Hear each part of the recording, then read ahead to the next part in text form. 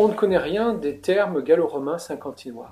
En revanche, on sait qu'au Moyen-Âge, il existait des étuves attestées au XVe siècle rue des Plaques-Pierres. Pour la période suivante, l'époque classique, on n'a aucune trace. Après la Révolution française, les premiers bains publics sont créés en 1822, rue Saint-Prix, c'est-à-dire notre actuelle rue Renan. Ce seront les bains publics Saint-Prix, par la suite appelés les bains jumentiers. Un deuxième établissement ouvre l'année suivante, en 1823, dans l'ancienne burie des îlots, en bordure du Vieux-Port. Enfin, à la fin des années 1830, un troisième établissement ouvre, cette fois-ci dans le secteur de Remicourt, près du Coupement, en face de la place du Marché Franc. En 1850, la municipalité souhaite ouvrir des bains publics municipaux. Elle lance une souscription, malheureusement c'est un échec. En revanche, dans cette décennie, ouvrent plusieurs bains froids.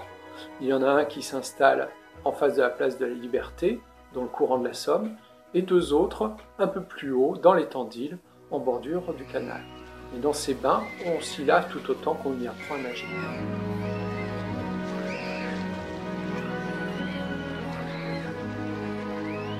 Quelques décennies plus tard, à la fin du XIXe siècle, un nouvel établissement ouvre, cette fois-ci place 8 octobre.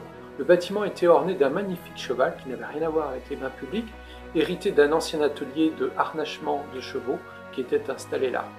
Après la guerre 14-18, les bains publics ne sont pas remplacés. En revanche, le nouveau bâtiment reprend ce cheval qu'il place sur sa façade. Au lendemain de la Grande Guerre, de nouveaux établissements ouvrent, notamment dans le Faubourg d'Île, rue Jules Guesde ou encore rue Michelet.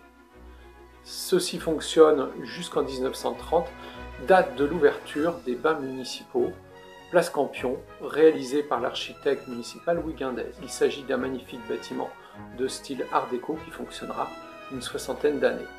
Il est réalisé grâce au legs Cailleret, qui avait pour but de financer la construction de bains publics et d'une école de musique, notre actuel conservatoire.